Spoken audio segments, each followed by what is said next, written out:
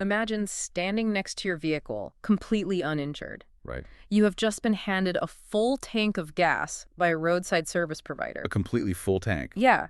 And you are, only 3 hours from your home. Your parents are waiting for you there. They are actively waiting for it. Exactly. And you have just looked into your phone and promised your mother that you are finally on your way. Which is a huge detail. It is. You have the means to leave, you have the stated desire to leave, and the road is just wide open. The physical barriers are entirely gone. Right. So why do you sit in that exact same spot staring at the windshield, just anchored to the asphalt for the next 12 hours? It is a behavioral contradiction that completely shatters standard psychological modeling. It really does. You are looking at a scenario where the physical impediments to progress have been entirely removed, like we said, yet the individual experiences a total paralyzing inertia. Well, we are glad you have joined us for this investigation today. Yes, welcome. For the next hour, you and I, along with our resident expert here, are going to meticulously map the timeline of a 19-year-old student. A timeline that is incredibly dense. Very dense. And his sudden disappearance remains one of the most baffling, unresolved mysteries of the past decade. It really challenges our fundamental understanding of human behavior. It does. And geography and, well, basic survival instincts, too. It is a profound responsibility to examine a case like this. Absolutely. We are looking at a timeline that is filled with verified data points right up until the exact moment it simply stops. Just a complete void. Right. Our role today is to analyze the structural framework of this vanishing. And to ensure the utmost accuracy for you, the listener, today's session relies entirely on official archival missing person records. Strictly the official records. Yeah, verified case summaries and strict investigative timelines. We are operating exclusively off documented facts and law enforcement reports. There are no online crowdsourced articles here. None at all. We are not using any of those, open source online databases for this. There is no room for conjecture outside of the logical extrapolations provided by the official documentation. That is exactly right. We are not here to invent narratives or rely on internet forums. We are here to synthesize the official record. Which is so important for a case like this. It is. And to truly grasp the gravity of this case, our investigation must trace the subject's life from its origin. We have to build the profile from the ground up. Exactly. We begin with his birth in the Midwest in 1994, follow his path as a young adult, and track the timeline all the way through to his agonizing unresolved status up to the present day. Which is a massive span of time. We are looking at a span of over 12 and a half years of absolute agonizing silence. Over 12 and a half years. That span of time is crucial for you to keep in mind as we proceed. It really is the defining way to the case. Right, because the core of this investigation, the hook that makes this case so chillingly unique compared to other missing persons cases, is the stark contrast. The contrast between the journey and the destination. Yes, exactly. What we have here is a journey home that was meticulously documented. Highly visible. Very visible. It was marked by multiple check-ins, phone calls with family, direct face-to-face interactions with service providers. Yeah, and even formal evaluations by law enforcement. Right, which we will get into. It is a highly tracked transit that inexplicably ends in an overturned, abandoned vehicle. And a complete, total physical vanishing. Which is just, it is staggering. The paradox is what defines this investigation. You have an individual who is repeatedly interacting with the world. Leaving all those digital and physical breadcrumbs. Exactly. Establishing a clear, undeniable trail, who then manages to slip through an incredibly tight net of subsequent search efforts. So to understand how that happens, how someone steps off the map, we have to start at the foundation. We need to look at the biographical baseline. Let us establish that foundation right now. Who exactly are we following today? We are tracing the life of Bryce David Laspisa. He was born on April 30th, 1994. The early geographical markers of his life begin in the Midwest. So a Midwestern upbringing. Right. He grew up in Naperville, Illinois. He was raised as the only child of his parents, Karen and Michael. Just a seemingly standard family structure. Very standard. This is the baseline of his formative years. It provides a baseline of normalcy before a significant geographic relocation uproots that established environment. Because they do not stay in Illinois. No. The family eventually moved across the country, trading the Midwest for California. That transition from Illinois to California is a major environmental shift. It is a massive change in geography and culture. Yeah, you are moving from the distinct seasons and cultural rhythms of the Midwest to the entirely different atmosphere of Southern California. But based on the records, it appears to have been a stable, supported transition for the family. So as we move the timeline forward, we arrive at a critical juncture. The transition into young adulthood. Right. By August of 2013, Bryce is 19 years old. He's a college student. He is enrolled at Sierra College, which is located in Rockland, California. And the chronological context of August 2013 is deeply important to our analysis. Why is that specific month so crucial? Well, the archival records indicate that the summer leading up to this point was, by all accounts, completely standard. So no immediate red flags before this? None. There were no documented red flags. Yeah. He spent the summer months residing with his parents at their home in Laguna Niguel. Which is down in Orange County, California. Correct. It was a typical collegiate rhythm. You spend the academic year at school in Northern California. Then you return home to your parents in Southern California for the summer. Exactly. And then you pack up and head back north for the fall semester. So he returns to Rockland for the fall semester at Sierra College. The classes resume. The routine is supposed to restart. But it is in these precise days, immediately following his return to the academic environment, that the official records note a highly crucial detail. This is where the behavioral shift occurs. Right. Friends of his reported a noticeable, undeniable change in his behavior. And this was not a subtle shift. No, it was significant enough to be formally documented by investigators later on. And this behavioral change culminated in a very specific physical action. Yes, he began giving away some of his personal belongings. That specific action, the divestment of personal property, is a critical data point in any psychological behavioral analysis. Or any investigative timeline, really. Exactly. It represents a physical manifestation of an internal state. It takes an internal thought process and turns it into a measurable physical action in the real world. It does. I want us to really examine this specific action because if you are listening to this right now, you might be thinking what I initially thought. Which is what?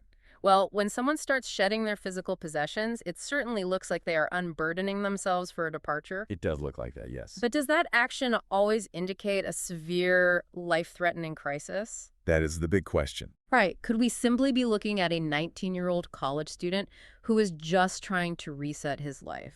It is a highly valid analytical question. The typical collegiate urge to embrace minimalist living or shedding old habits and old clothes at the start of a new semester. We must look at it impartially. Yes, young adults in a college environment undergo frequent periods of reinvention. They might discard old clothes, old posters. Or items that just no longer fit their rapidly evolving identity. It is a time of transition. So it could be benign? It could be.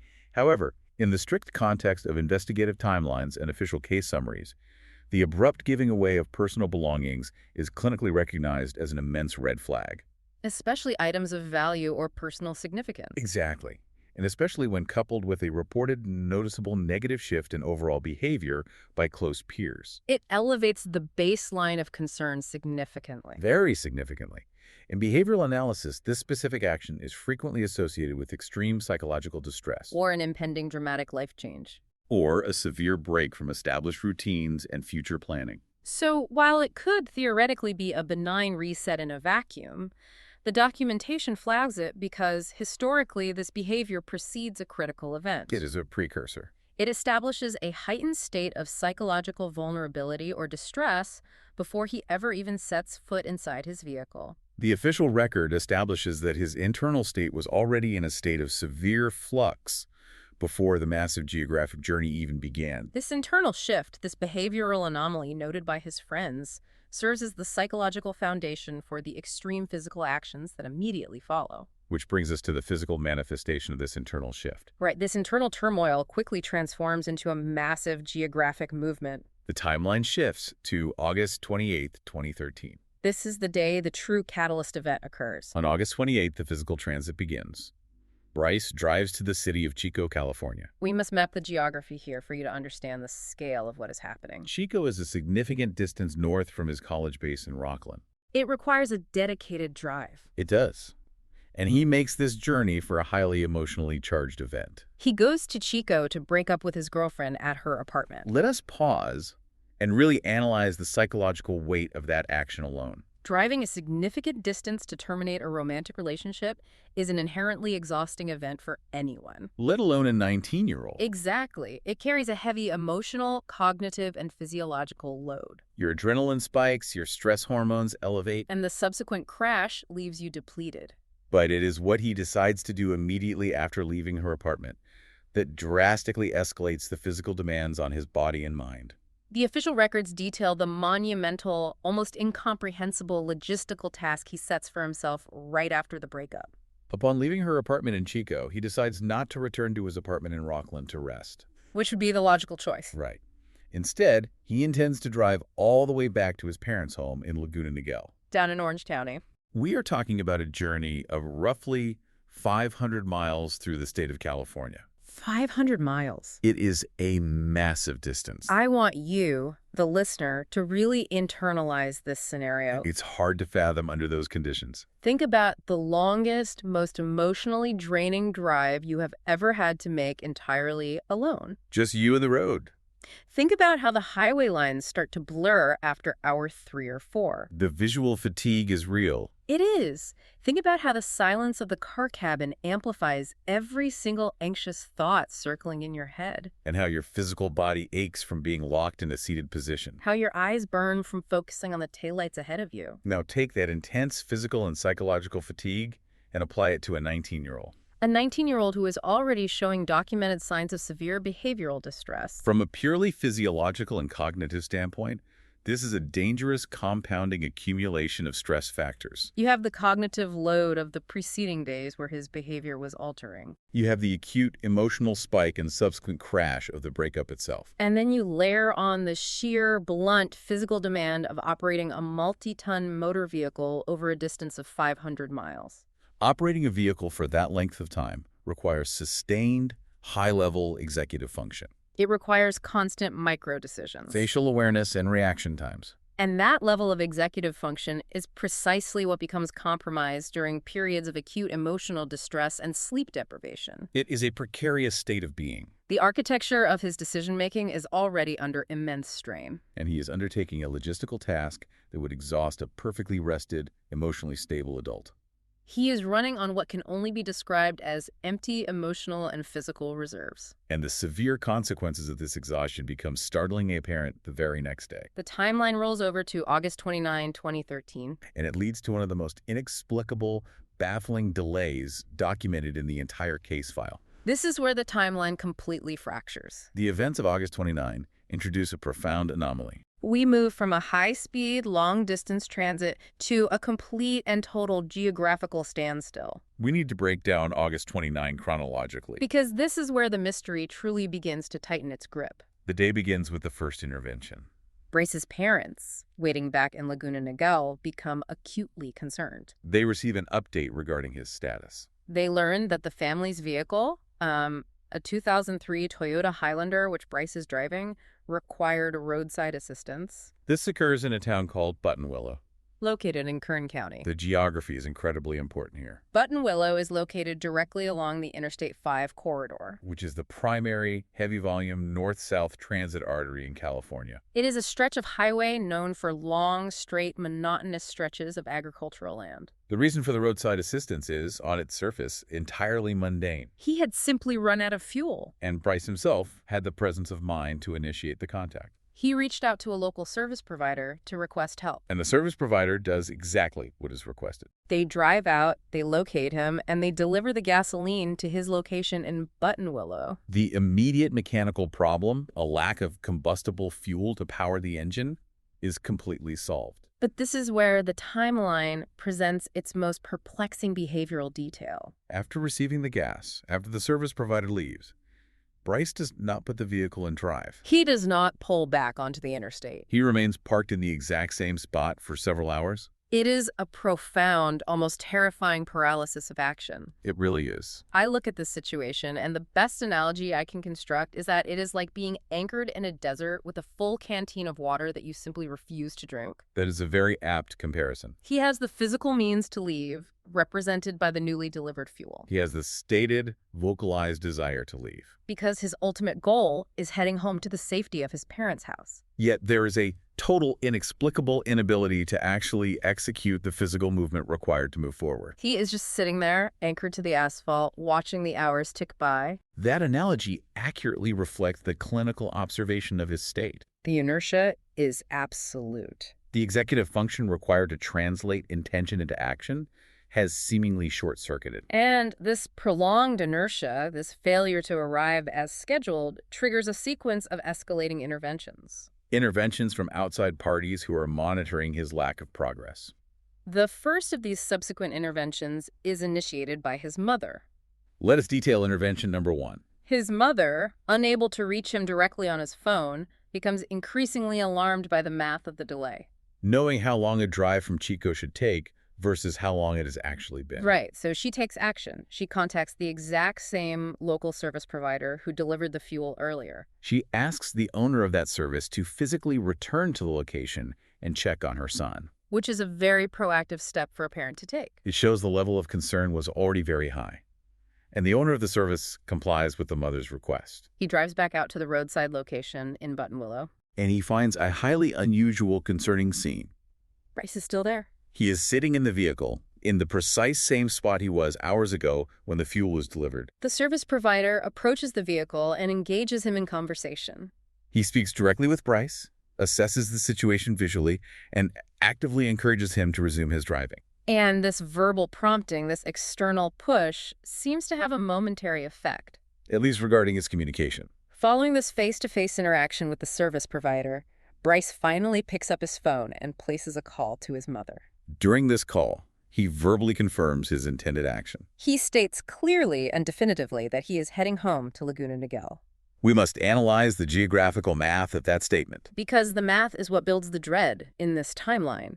From his location in Buttonwillow, Kern County, the drive south to Laguna Niguel in Orange County is normally a trip that takes approximately 3 hours under standard traffic conditions. 3 hours. He has confirmed his destination to his mother. He has the fuel in the tank. He has the time frame.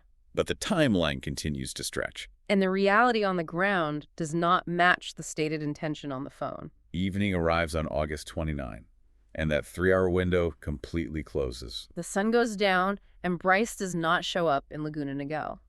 This failure to arrive, this broken promise to his mother, triggers the second and much more formal intervention. At this point, the level of concern elevates drastically. It moves from familial anxiety to a formal law enforcement matter. His parents officially report him missing to the Orange County Sheriff's Office. This action is critical because it initiates a formal tracking protocol. Investigators utilize cellular data to track the pinging of his mobile phone. They are trying to establish his current geographic vector. And where does that cellular data lead them? It points right back to Kern County. It points right back to where he was. Exactly. The digital footprint confirms the absolute worst fears of the family. He has not made the expected southern progress. He is not close to home.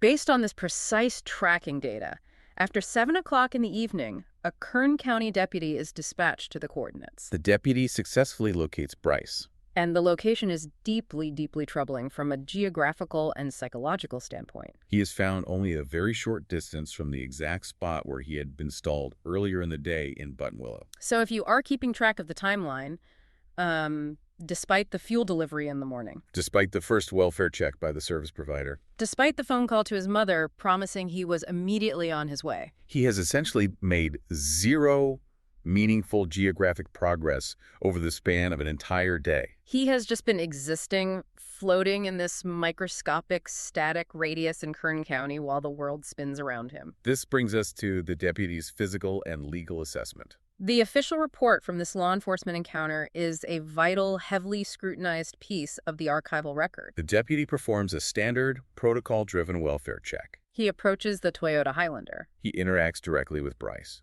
He evaluates him visually and conversationally for any signs of physical impairment, intoxication, or severe medical distress. And what are the results of that evaluation by a trained professional?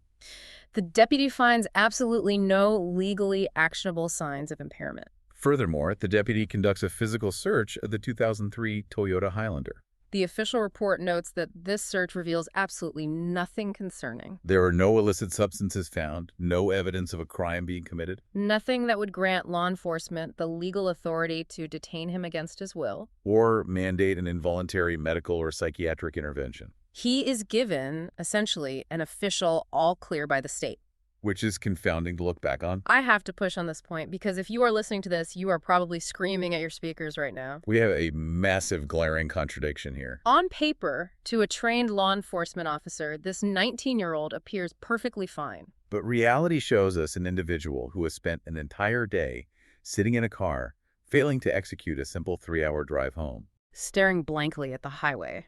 How does a trained deputy look at a kid who has been stalled for 12 hours and just say, well, he is good to go? How do we reconcile the deputy's clean report with the profound, paralyzing stalling we are witnessing? To understand that contradiction, we have to deeply analyze the psychological concept of masking. Masking. Yes.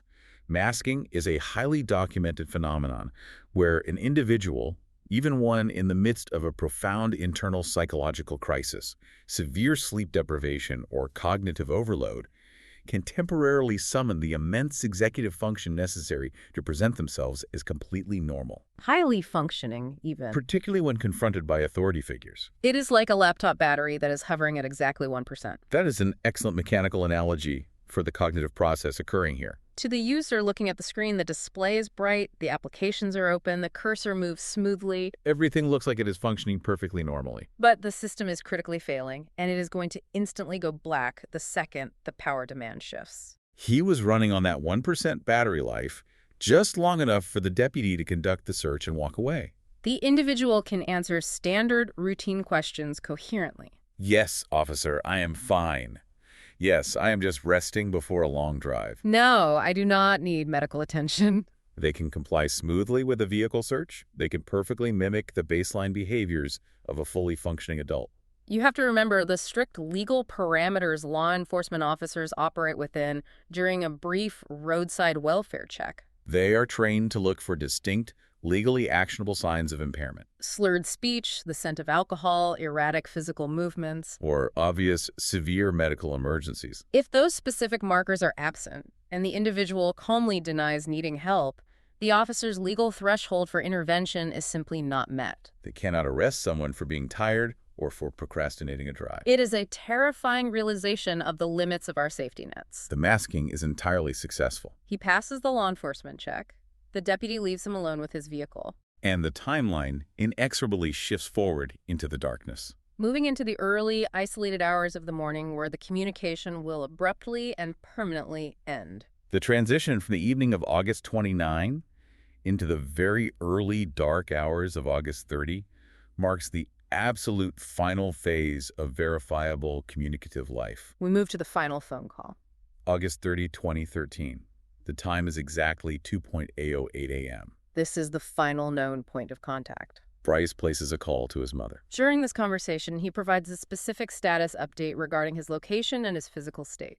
He states that he has pulled off of Interstate 5. He explains his reasoning to her. He says he needs to pull over and rest because he is simply too tired to continue driving safely. The specific details he provides during this 2:08 a.m. call are crucial for our geographical mapping. He describes his immediate surroundings to his mother over the phone. He states that he is in a residential neighborhood. However, the exact pinpoint location, the specific street names or landmarks, are not clearly established or communicated during the brief call. The stated plan, the final verbalized intention, is that he intends to sleep briefly in his vehicle before waking up and continuing the drive south to Orange County. This call establishes a brief moment of uneasy relief for the family. He is finally off the high-speed highway. He is resting, he is communicating his status, and he sounds rational enough to know he shouldn't drive while exhausted. But this relief is nothing more than false hope. It sets up an agonizing, devastating emotional whiplash that occurs just a few hours later as the sun begins to rise. The chronological record details a devastating morning for the parents in Laguna Niguel. A few hours after that reassuring 2:08 a.m. phone call, the silence of their home is broken. Their doorbell rings. You can imagine the exact sequence of thoughts rushing through that house. The doorbell rings in the early morning. The immediate, logical, hopeful assumption for the parents is that Bryce has finally completed the journey. They believe their son has woken up, driven the rest of the way, and made it home. They go to the door expecting to see him standing on the porch. But instead of their son, they open the door and are met by a California Highway Patrol officer. The presence of a highway patrol officer standing at a private residence in the early morning hours is universally understood as the grim delivery mechanism for traumatic information. The officer's not there to deliver a person. The officer is there to deliver stark logistical facts regarding the family's vehicle and an incident on the highway. Let us detail those logistics exactly as the expert analysis requires. What are the undeniable physical facts delivered to the family at that door? The officer informs them that the family's 2003 Toyota Highlander has been discovered. Based on witness reports and physical evidence at the scene, the estimated time frame of the incident is narrowed down to a specific window. A window between 4:20 a.m. and 5:04 a.m. And the location. This is where we need to break down the geography again for you. Because the precise placement of the vehicle is highly significant to understanding his mindset. The vehicle is found in Castaic, which is located in Los Angeles County. Let us map this in relation to the previous points on our timeline. Castaic is located roughly 90 miles south of Buttonwillow, where he had spent the entire previous day stalled and interacted with the deputy. So he had finally made some geographical progress south down the Interstate 5 corridor. However, Castaic is still approximately 2 hours north of his intended final destination in Laguna Niguel.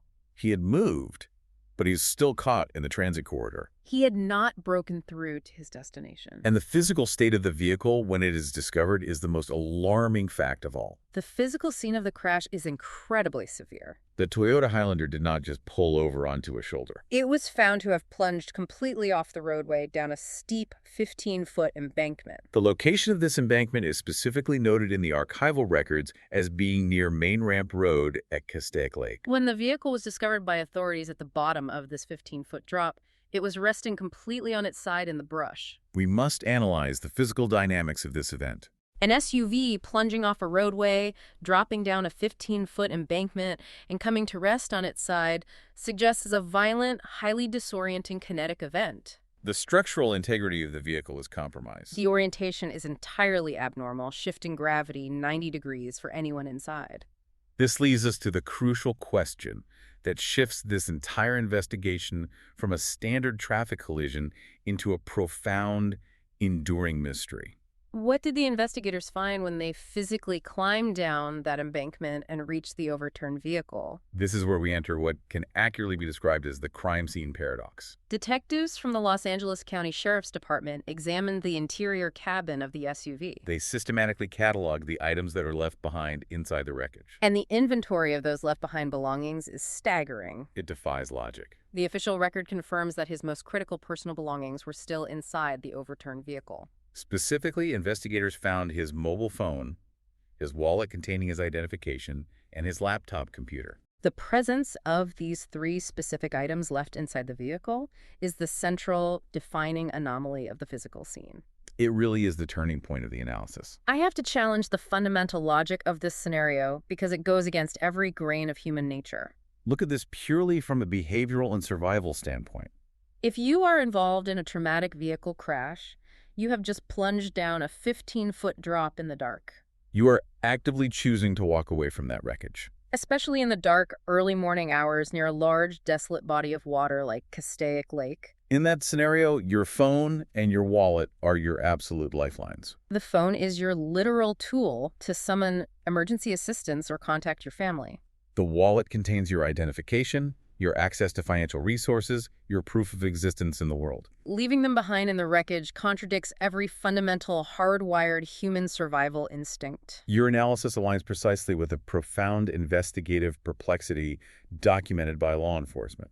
When a conscious individual egresses from a wrecked vehicle, the standard, predictable behavioral pattern is the immediate retention of vital communication and identification tools. People grab their phones instinctively. The abandonment of the phone, wallet, and laptop suggests one of two highly divergent psychological scenarios. Either a state of profound post-concussive disorientation where the cognitive ability to recognize the basic value of these items is temporarily shattered by the trauma of the crash. Or a highly deliberate, intentional act of severing ties with one's established identity and communication network. And we know he made a conscious physical effort to leave the vehicle because we have to analyze the egress route. How did he actually get out of an SUV that is resting on its side at the bottom of a ravine? The physical evidence of the car dictates the egress analysis. Investigators noted a very specific mechanical detail regarding the wreckage. The rear window of the Toyota Highlander had been removed. Removed. I want to make sure you hear that clearly. Not just shattered into pieces in the kinetic impact of the crash, but actively, physically removed from the frame. Yes. Based on the physical state of the vehicle and the distribution of glass, investigators concluded that the rear window was his primary exit point.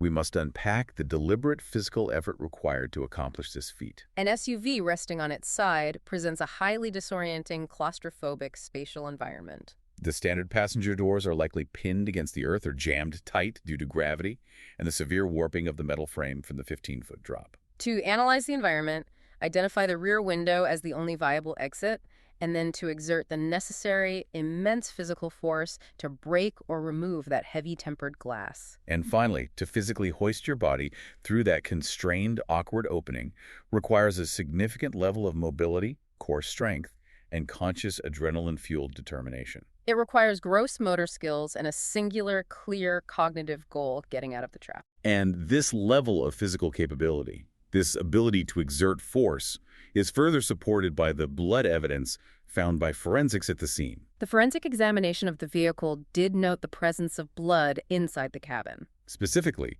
blood was found smeared on the interior of the windshield. The investigative conclusion, based on the pattern, attributed this blood to the physical impact of the crash itself. Perhaps a head strike against the glass during the rollover. However, the critical distinction in the official record, the detail that shapes the massive search to come, is the severity of the blood loss. Investigators explicitly stated that there was absolutely no evidence of a life-threatening arterial injury present at the scene. There were no massive pools of blood that would indicate a fatal wound. That is the defining parameter of the physical evidence. The volume of blood did not indicate arterial bleeding or a catastrophic, instantly immobilizing wound. The synthesis of the evidence. The actively removed rear window, the required physical exertion for the egress through that window, and the non-lethal blood evidence leads to a singular, definitive conclusion regarding his state immediately post-crash. He survived the physical impact of the plunge, and he was physically mobile enough to escape the wreckage. He survived the crash, he was highly mobile, and he was successfully outside the vehicle. So we are presented with a mobile subject who has abandoned his vehicle and actively left behind all vital modern lifelines. This highly specific set of circumstances forces the investigation to pivot drastically. It shifts from a standard traffic accident response and triggers what becomes a monumental multi-agency physical search operation. The sheer scale of the response is a direct reflection of the immense geographical challenges of the Castaic Lake area and the highly unusual contradictory circumstances of the abandoned, overturned vehicle. The Los Angeles County Sheriff's Department took primary jurisdiction over the scene and immediately coordinated a massive multi-agency search operation. We need to spend extensive time describing the exact tactics and logistics used in this operation, because you must understand that this was not a cursory walk around the embankment by a few deputies. This was a sustained, highly resourced, multi-pronged approach designed to systematically cover every possible avenue of egress from that crash site.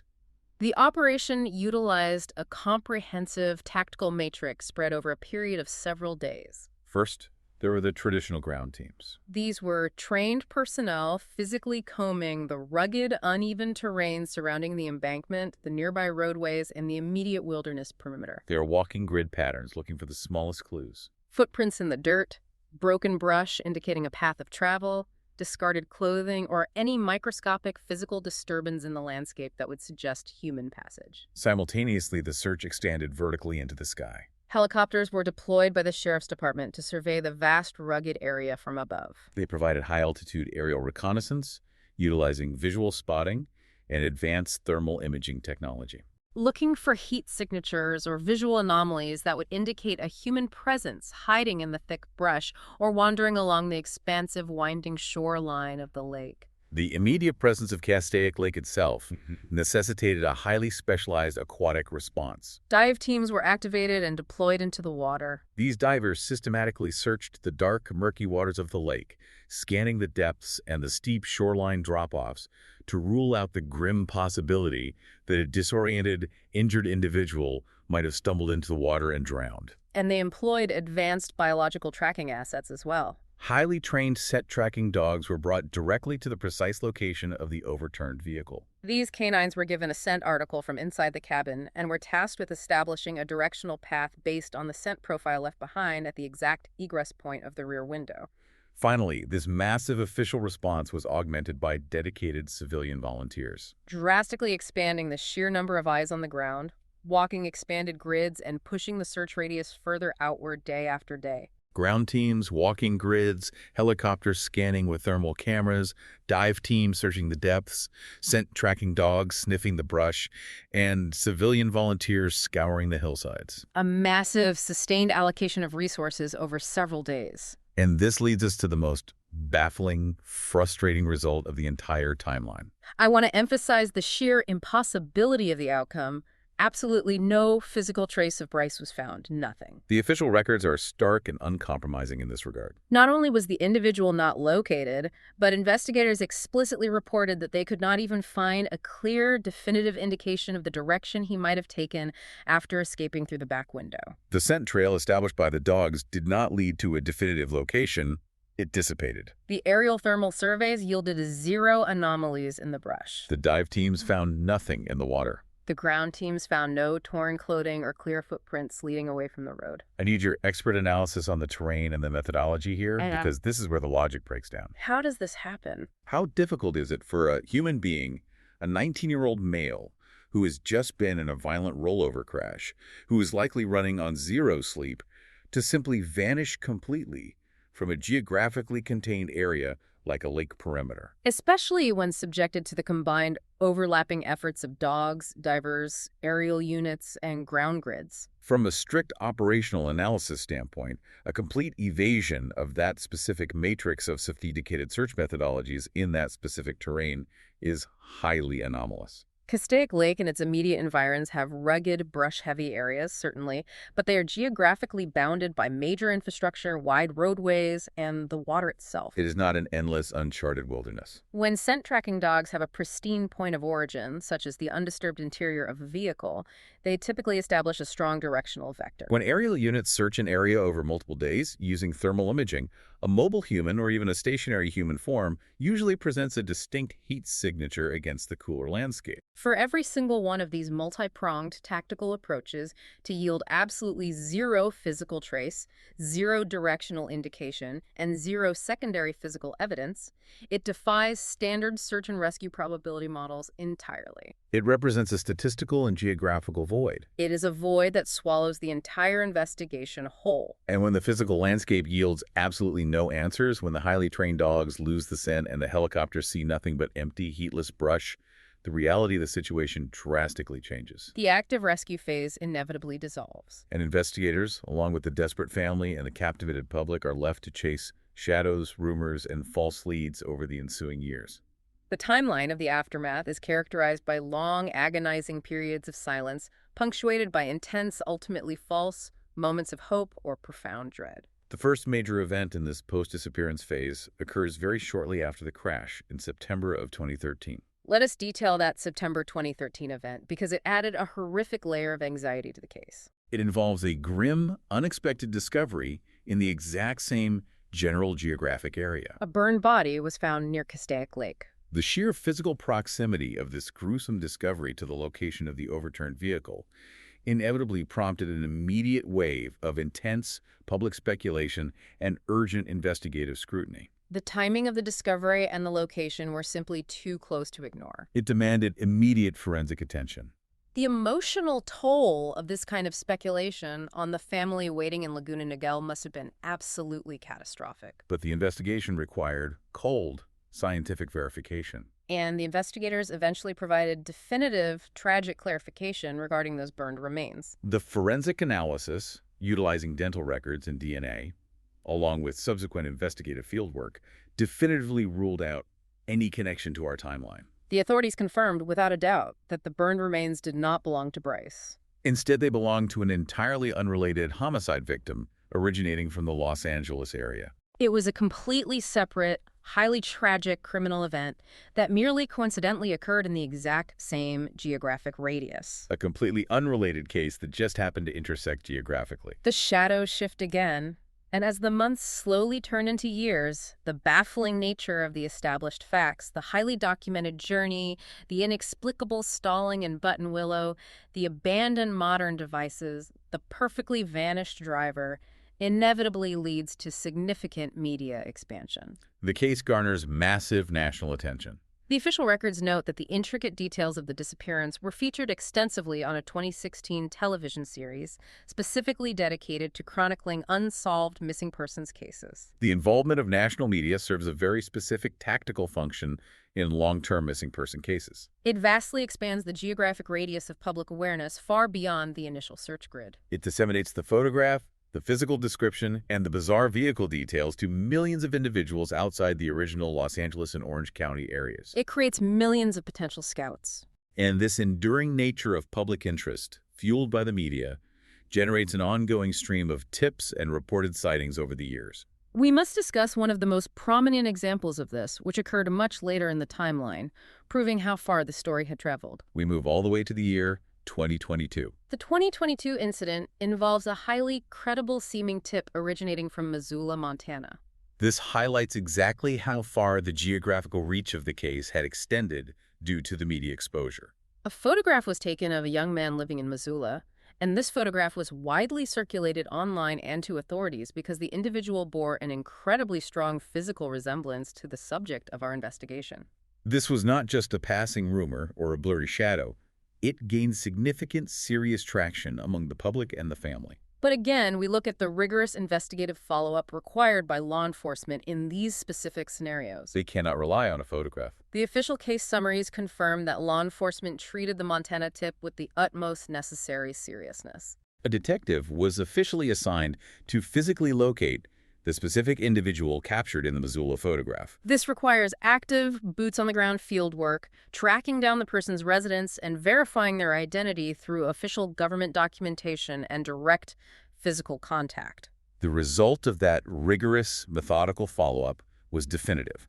The detective confirmed, through verifiable identification, that the man in Montana was not Bryce. Another incredibly promising lead, thoroughly exhausted, ending in a dead end. And that brings us inexorably to the current sobering reality of the timeline. We have tracked the movement from the quiet streets of the Midwest to the college campus in Rockland, down the long stretch of the I-5 corridor to the violent embankment in Castaic. We have covered the massive search grids, the false remains, the national media coverage, and the distant tips in Montana. We must summarize the grim mathematics of this timeline to fully understand the present status of the investigation. The scope spans from his birth in April of 1994, through the documented behavioral shifts of the summer of 2013, straight through to the modern day. We are looking at over 12.5 years where his status has remained officially unsolved, and he remains classified in official databases as a missing person. Over 12.5 years of an absolute geographic and temporal void. And as we stand here at the very end of the documented timeline,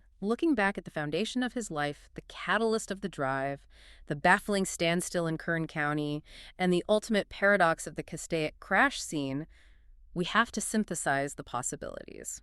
We must distill the conflicting interpretations impartially, based solely on the text of the official records and the physical evidence left behind. The official text supports multiple, highly divergent interpretations, and it is our strict duty to outline them without bias. The evidence points in two completely opposite directions. On one hand, the entirety of the evidence can be interpreted as a deeply tragic sequence of compounding, overwhelming exhaustion, resulting in severe disorientation. You have a 19-year-old engaged in a massive, arduous 500-mile transit immediately following significant emotional trauma. The prolonged, inexplicable stalling in Buttonwillow indicates a severe, dangerous depletion of executive function.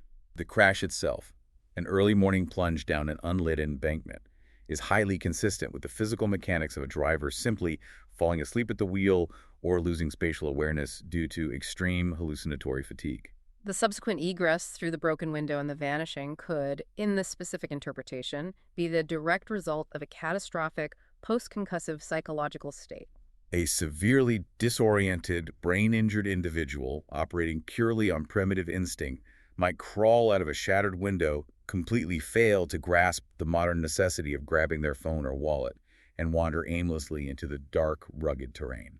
Ultimately succumbing to the elements or hidden hazards in a location that simply managed to evade the statistical probabilities of the search grids. That is the interpretation rooted in compounding physiological failure, trauma, and a tragic cascade of circumstance. It is the story of a body simply giving out under pressure. But the text also supports a completely different, much more deliberate, and perhaps more chilling interpretation. Correct. The alternative interpretation views the entire sequence of events as a highly deliberate, premeditated staging round. This view places incredibly heavy emphasis on the foundational behavioral shifts documented before he even left for Chico.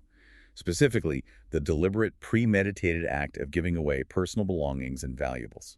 Under this analysis, the long drive, the bizarre stalling in Buttonwillow despite having the fuel to leave, and the incredibly successful masking during interactions with the service provider and the deputy are seen as the actions of an individual struggling internally to execute a drastic, life-altering plan. The crash, whether it was an intentional act of destruction or an accidental opportunity, creates the final, perfect cover. Exiting through the rear window, specifically and consciously choosing to leave behind the identification, the financial tools, and the communication devices, and then successfully, cleanly evading a massive multi-agency search operation suggests a highly motivated, intelligent, intentional act to walk away from his established life, geography, and identity entirely. The exhaustion and disorientation theory versus the deliberate staging and escape theory. The text holds both of these possibilities in a delicate, terrible tension. It perfectly supports multiple contradictory interpretations, yet it yields absolutely zero definitive answers. The data points remain stubbornly frozen in August 2013. As we conclude this exhaustive session, I want to leave you, the listener, with a profound final thought to mull over, one that builds directly on the physical realities of the Castaic crash scene, but extends into a much larger, modern societal question. Consider the stark, terrifying finality of the digital footprint. In our modern era, our lives, our movements, our financial transactions, and our very identities are meticulously tracked, validated, and proven by a specific, narrow set of tools. Our phones, our laptops, and our bank cards. They are our absolute tethers to the structure of society. By making the choice, or perhaps falling victim to the tragic circumstance, of leaving those exact specific items inside the shattered glass of that overturned Toyota Highlander, the connection to the modern grid was severed entirely in a single, irreversible moment. Whether it was a deeply intentional vanishing act planned for weeks, or a tragically accidental loss of orientation in the dark, the physical abandonment of that specific technology is what transformed a standard vehicle collision into a decade-long vanishing act. How fragile is our presence in the world, and how easily can an entire complex human life be erased from the map when stripped of the physical devices that prove we exist? A haunting reality to consider as we close the official file for today. We have traced the timeline, analyzed the incredibly complex geography, and examined the deep psychological paradoxes of a case that continues to defy resolution over 12.5 years later. We appreciate you joining us for this exhaustive exploration. Thanks for listening.